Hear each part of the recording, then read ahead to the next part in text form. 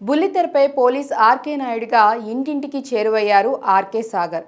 ఆయన సుదీర్ఘకాలం తర్వాత ది 100 సినిమా కోసం మరోసారి కాకి దుస్తులు ధరించారు. మాజీ ఉపరాష్ట్రపతి వెంకయ్య నాయుడు, ఏపీ ఉప ముఖ్యమంత్రి పవన్ కళ్యాణ్ మొదలుకొని పలువురు రాజకీయ ప్రముఖులు ఈ సినిమా ప్రచార కార్యక్రమాలకు హాజరయ్యారు. అలా విడుదలకు ముందే ప్రేక్షకుల్లో ఆసక్తిని రేకెత్తించిన ఈ సినిమా శుక్రవారం విడుదలైంది. మరి ఈ మూవీ ఎలా ఉంది? ఎలాంటి థ్రిల్ పంచింది? కథ విషయానికి వస్తే నగరంలో ఓ ముఠా చేస్తున్న వరుస దోపిడీలు, హత్యలు కలకలం సృష్టిస్తాయి. అప్పుడే ఐపీఎస్గా శిక్షణ పూర్తి చేసుకొని విధుల్లో చేరతాడు విక్రాంత్. సవాల్గా మారిన ఈ కేసుపై ప్రత్యేకంగా దృష్టి పెడతాడు. ఒడిశాకి చెందిన ఓ ముఠా దీని వెనుక ఉన్నట్లు పసిగడతాడు. తాను ఇష్టపడిన యువతి ఆర్తి కూడా ఈ ముఠా బాధితురాలే అనే విషయం పరిశోధనలో తెలుసుకుంటాడు. పక్కా ప్రణాళికతో ఆ ముఠాని పట్టుకుంటాడు. అయితే ఆర్తికి జరిగిన అన్యాయానికి ఈ ముఠాకి సంబంధం లేదని తెలియడంతో ఈ కేసులో మరో కోణాన్ని వెలికి తీసేందుకు ఇన్వెస్టిగేషన్ మొదలు పెడతాడు. ఆ క్రమంలో ఎలాంటి విషయాలు తెలిసాయి? ఇంతకీ ఆర్తిని టార్గెట్ చేసిన వ్యక్తులెవరు? ఆమెకి జరిగిన అన్యాయం ఏంటి? విక్రాంత్ ఎలా న్యాయం చేశాడు? తదితర విషయాలు తెరపై చూడాల్సిందే.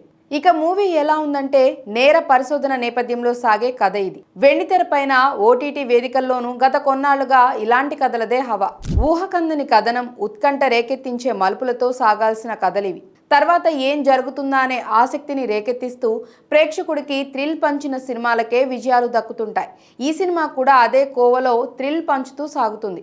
ఈ కథకి ఐపీసీలోని సెక్షన్ 100ని ముడిపెడుతూ క్రైమ్ ఇన్వెస్టిగేషన్ థ్రిల్లర్ మలచటంలో దర్శకుడు తన వంతు మంచి ప్రయత్నమే చేశాడు. హీరోని, ఆయన కళని పరిచయం చేస్తూ ఆరంభ సన్నివేశాలు సాగుతాయి. హీరో కేసు కోసం రంగంలోకి దిగడంతోనే అసలు కథ మొదలైన అనుభూతి ప్రేక్షకుడికి కలుగుతుంది. స్పాట్లో దొరికిన ఆధారాలతో ముసుగులు ధరించిన ముఠాని కనిపెట్టడం, నేరాల శైలిని అంచనా వేయటం, పక్కా ప్రణాళికతో పట్టుకోవడం వంటి సన్నివేశాలు ప్రథమార్థంలో కీలకం.